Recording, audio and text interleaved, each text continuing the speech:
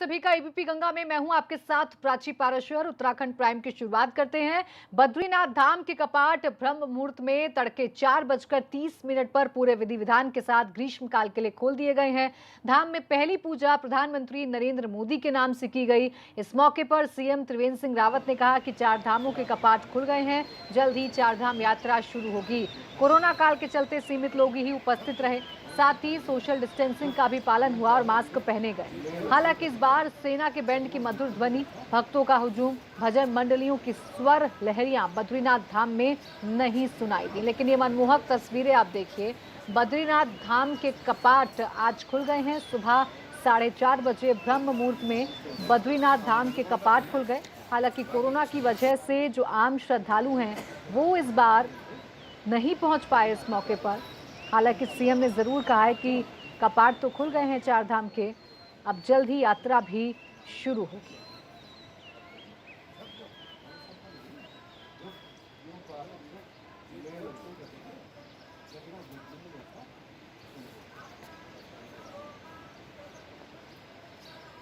तो मुख्य पुजारी समेत 11 लोग ही सिर्फ मौजूद रहे जिस वक्त बद्रीनाथ धाम के कपाट खुले और सोशल डिस्टेंसिंग का पालन किया गया, मास्क पहने गए ताकि लॉकडाउन का भी पालन हो सके और जो आस्था है उसे भी निभाया जा सके। आज प्रातः भगवान बद्री विशाल के कपाट ग्रीष्म काल के लिए खुल गए हैं। ये हमारे लिए बहुत ही शुभ अवसर है। तमाम जो लोग भगवान बद्री विशाल के प्रति जिनकी आस्था है, जो विश्वास रखते हैं, मैं उन सबको बहुत बहुत बधाई देता हूं, बहुत शुभकामनाएं देता हूं और भगवान बद्री विशाल से प्रार्थना करता हूं कि आप सबके जीवन में सुख हो, खुशहाली हो, समृद्धि हो, इसकी मैं कामना करता हूं। साथ ही मैं इस अवसर पर ये बात आपसे जरूर करना चाहूंगा कि कोरोना की महामारी पूरे विश्व को अपने चपेटे में ली हुई है और हम सबको मिलजुल कर उसका सामना करना है। कोरोना से हमको बराबर दूरी बनाकर चलना है। ऐसा लगता है कि ये समय लेगी, कितना समय लेगी कुछ कहा नहीं जा सकता है और इसलिए मैं आप सबसे अनुरोध करना चाहूंगा कि हम सब लोग इस अवसर पर मास्क जरूर लगाएं, बगैर मास्क के बाहर न निकलें।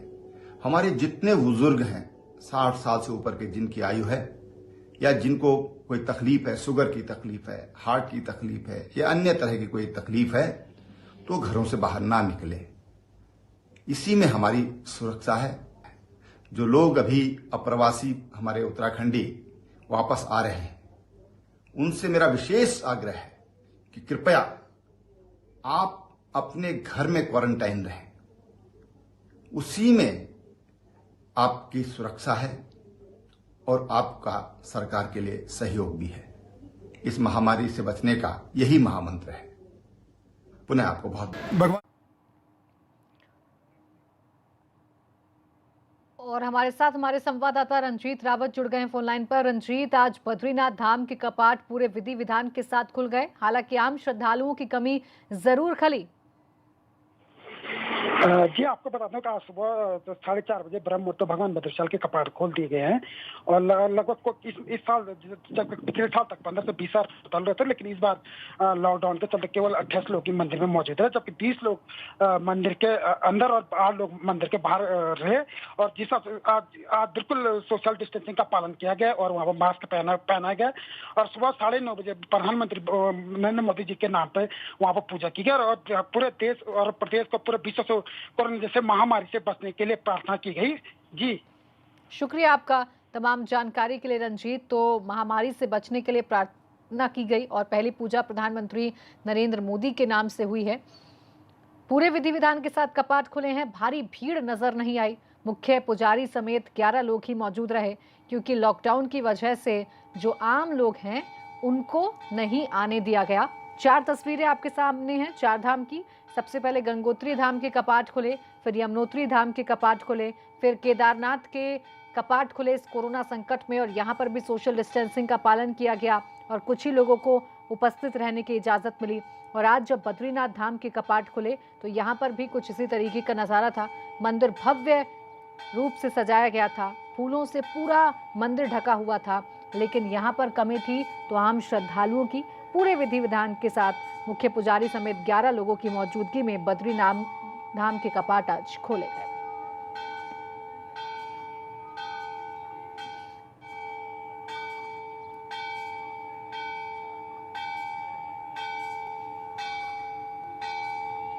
तो ये 4 तस्वीरें आपके सामने हैं, गंगोत्री, यमुनोत्री, केदारनाथ और बद्रीनाथ। देखिए, अमूमन हर साल जब 4 धाम के कपाट खुलते हैं तो दृश्य इतना सूना नहीं होता है, भीड़ होती है, पैर रखने की भी जगह नहीं होती यहाँ पर। लेकिन इस वक्त कोरोना काल है, सोशल डिस्टेंसिंग का पालन करना है, लॉकडाउन का पालन करना है, तो आम लोग तो दर्शन करने के लिए पहुँच नहीं सके, लेकिन फिर भी पूरे विधि विधान के साथ, मंत्रोच्चारों के साथ 4 धाम के कपाट अब खुल गए हैं। और जैसा कि सीएम को हम सुन रहे थे, सीएम ने कहा है कि बहुत जल्द यात्रा भी शुरू होगी, बहुत जल्द लोग जो हैं वो 4 धाम में दर्शन करने के लिए जा सकेंगे।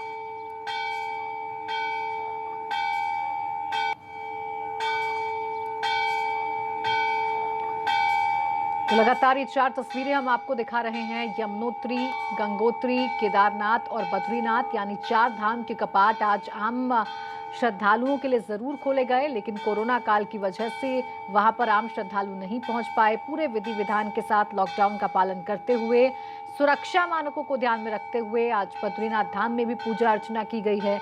इस महामारी से निपटने के लिए पूजा की गई है। तो पहली पूजा प्रधानमंत्री नरेंद्र मोदी के नाम से बद्रीनाथ धाम में भी की गई। इससे पहले जब केदारनाथ धाम के कपाट खुले थे तो वहां पर भी पहली पूजा प्रधानमंत्री नरेंद्र मोदी के नाम से की गई थी। वहां पर भी पुजारियों समेत कुछ ही लोगों को उपस्थित रहने की इजाजत मिल पाई थी। यानी दरबार जो है वो सूना जरूर है, लेकिन लॉकडाउन का पालन करना भी बेहद ज़रूरी है और यही इस देश की खूबसूरती भी है। आस्था है हमारी, लेकिन जानते हैं हम लोग कि हमारे लिए क्या ज़रूरी है और क्या ज़रूरी नहीं है। तो कुछ इंतज़ार करना होगा। जैसे ही इस गंभीर बीमारी से भारत उबरेगा, जैसे इस गंभीर बीमारी पर हम जीत पा लेंगे, वैसे ही हम 4 धाम के दर्शन करने के लिए जा पाएंगे।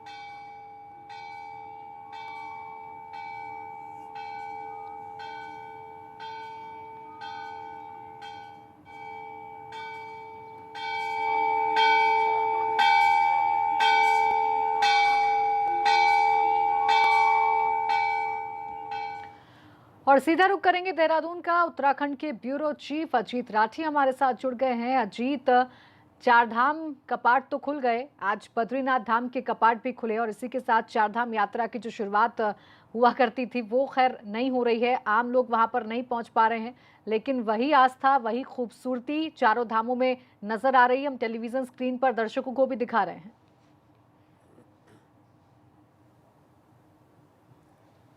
जी प्राची, बिल्कुल आपने सही कहा।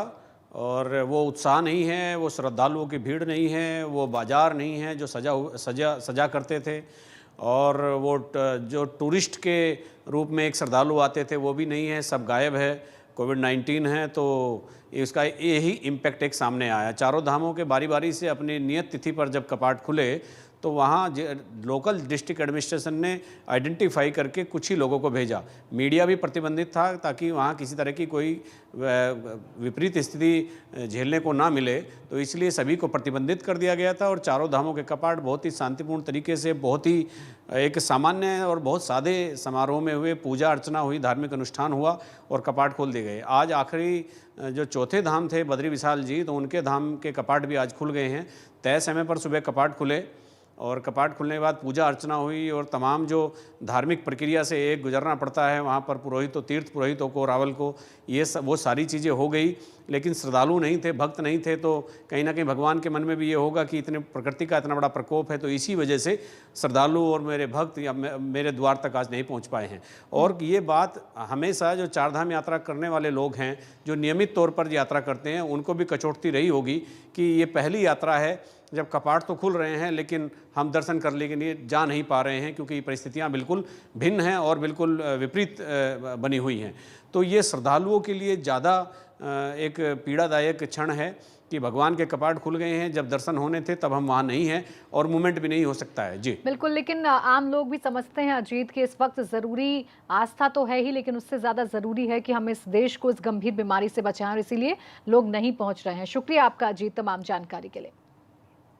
बढ़ते आगे, उत्तराखंड के 16,608 बीटीसी शिक्षकों के लिए राहत की खबर है। मानव संसाधन मंत्रालय ने राष्ट्रीय अध्यापक शिक्षा परिषद एक्ट के तहत बैक डेट से अधिसूचना भी जारी कर दी है। अधिसूचना के आधार पर बाकी आवश्यक औपचारिकताओं को जल्द पूरा कर लिया जाएगा।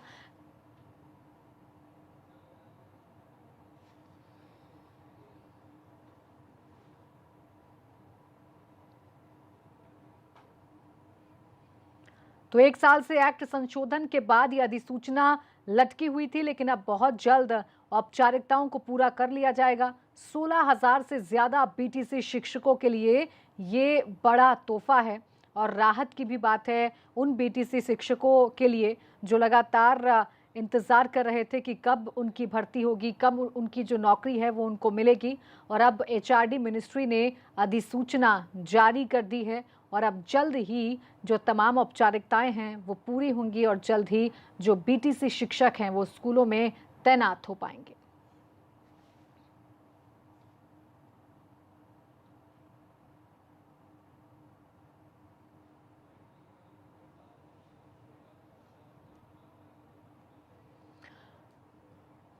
और बड़ी खबर आपको उत्तराखंड से बता दें, जहां कोरोना मरीजों का आंकड़ा एक बार फिर से बढ़ गया है। गुरुवार को 6 नए कोरोना केस सामने आए हैं। उधम सिंह नगर में 3 कोरोना मरीज मिले हैं। उत्तराखंड में कोरोना मरीजों की संख्या बढ़कर 78 हो गई है। तो ये बड़ी खबर आपको बता दें, देवभूमि में भी कोरोना का कहर जो है वो अब थमने का नाम नहीं ले रहा है, और लगातार संख्या बढ़ती जा रही है भयावह आंकड़े की तरफ। छोटा सा राज्य जिसमें 78 मामले अभी तक सामने आ चुके हैं। एक साथ 6 नए मामले सामने आने के बाद जो संख्या है वो 78 पहुंच गई। हालांकि तमाम कोशिशें शासन प्रशासन की तरफ से की जा रही हैं कि इस कोरोना पर विजय पाई जाए और उत्तराखंड को कोरोना मुक्त किया जाए, लेकिन फिलहाल लगातार कोरोना का जो संक्रमण है वो बढ़ता हुआ नजर आ रहा है। और खतरा देखिए इससे भी ज़्यादा बढ़ गया है, क्योंकि जो लोग बाहर रह रहे थे अभी तक उत्तराखंड से, वो लोग अब उत्तराखंड का रुख कर रहे हैं, अपने प्रदेश में वापस लौट रहे हैं, और ऐसे में एक नया खतरा भी उनके साथ आ रहा है। तो दोहरी चुनौती है शासन प्रशासन के सामने कि एक तरफ तो उत्तराखंड के तमाम लोगों को राहत पहुंचानी है, उनको उनके घर वापस लेकर आना है, तो साथ ही साथ ये भी सुनिश्चित करना है कि ये लोग जो अपने घर वापस आ रहे हैं कहीं कोरोना का खतरा तो अपने साथ नहीं ला रहे हैं, क्योंकि बीते कई दिन से जो नए केस आए हैं वो कुछ इसी की तरफ इशारा करते हैं। फिलहाल प्रशासन पूरी तरीके से मुस्तैद है और बारीकी से नजर रखे हुए है। जितने भी केस सामने आ रहे हैं उनके संपर्क में आए लोगों से संपर्क किया जा रहा है, उनको क्वारंटीन किया जा रहा है, ताकि इस चेन को यहीं पर खत्म किया जा सके।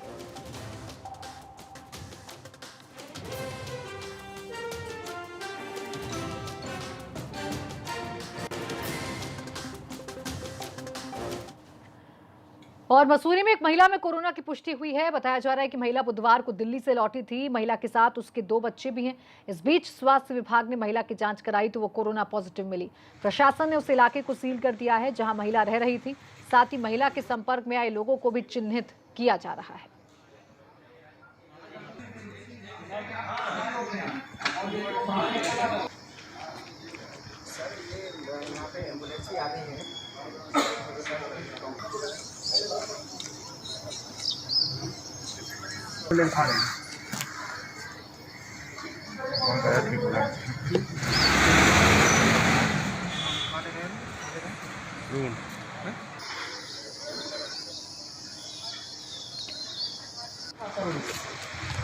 आशा मेडिकल का भाई हो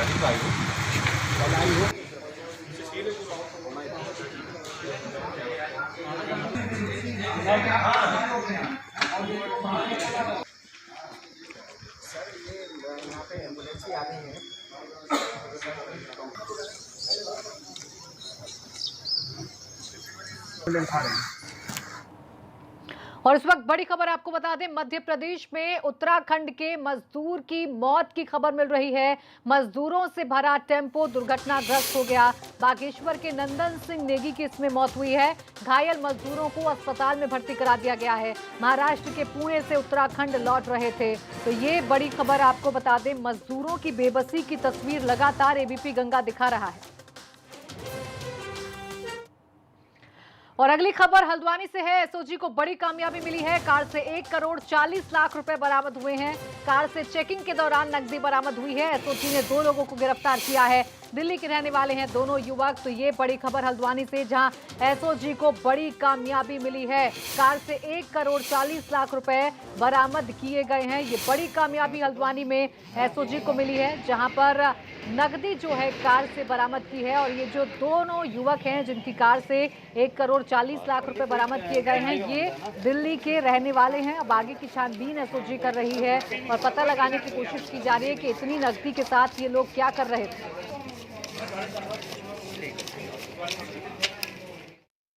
क्या पूरा मामला है? देखिए, लम्बाचौड़ चौकी पर आज जो हमारी सामान्य चेकिंग है, रूटीन की जो पास वास हम लोग चेक करते हैं, बाहर से आने वाले लोगों की जानकारी एकत्रित की जाती है, वो की जा रही थी। तभी एक गाड़ी आई, उसमें जब पास को चेक किया गया तो पास पे थोड़ा संदेह हुआ। जब उन लोगों को उतार के पूछताछ की गई, पूछताछ में उनके पास में इनिशियली कुछ पैसा दिखाई दिया। उसके बाद जब उनके पास के बारे में और ज़्यादा पूछताछ की गई और गाड़ी को चेक किया गया तो उसके अंदर एक बड़ा अमाउंट, लगभग 1 करोड़ रुपए से ज़्यादा, 1 करोड़ 39 लाख 99 हज़ार रुपये लगभग उनकी गाड़ी से बरामद हुए। काशीपुर में शराब पर टैक्स बढ़ाने का विरोध शुरू हो गया है। शराब कारोबारियों ने दुकानों को बंद कर दिया है। दुकान बंद रखने के पोस्टर भी लगाए गए हैं। शराब पर टैक्स कम करने की मांग शराब कारोबारियों की तरफ से की जा रही है। तो जैसे ही शराब पर कोरोना टैक्स लगना शुरू हुआ और जो शराब के दाम हैं वो महंगे हो गई, वैसे ही अब इसका विरोध भी देखने को मिल रहा है। पोस्टर लगाकर बाकायदा इसका विरोध किया गया है काशीपुर में।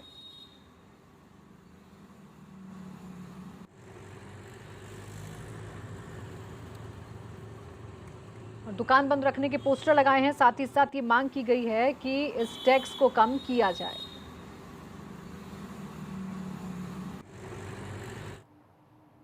कोरोना संक्रमण की आशंका को देखते हुए शासन के निर्देश पर राजकीय बेस अस्पताल ने कोरोना वायरस से लड़ने के लिए कमर कस ली है।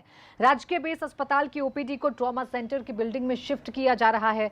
स्वास्थ्य विभाग ने राजकीय बेस अस्पताल में 100 बेड कोविड-19 के लिए रिजर्व कर दिए हैं, जबकि 200 बेड नॉन कोविड के लिए रिजर्व हैं। इस दौरान अस्पताल प्रशासन आधे से ज्यादा ओपीडी को ट्रॉमा सेंटर बिल्डिंग में शिफ्ट कर रहा है।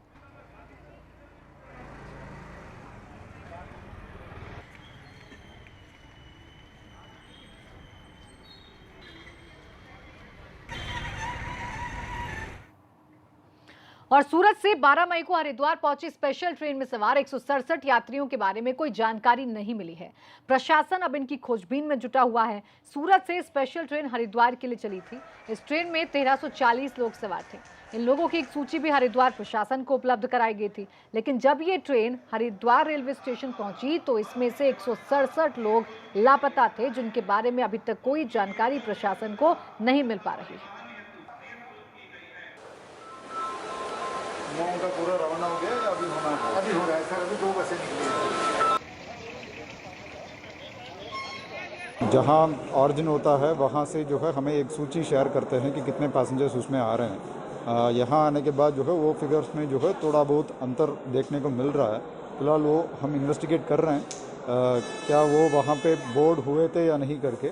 अगर बोर्ड होने के बाद यहाँ लापता होते हैं तो फिर जो है उस पर जो है हमें जांच करना पड़ेगा कि रास्ते में कहीं उतर तो नहीं गए हैं करके।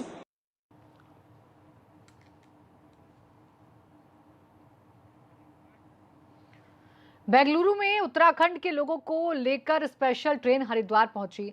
स्पेशल ट्रेन में चमोली, रुद्रप्रयाग, देहरादून, हरिद्वार, पौड़ी, टिहरी और उत्तरकाशी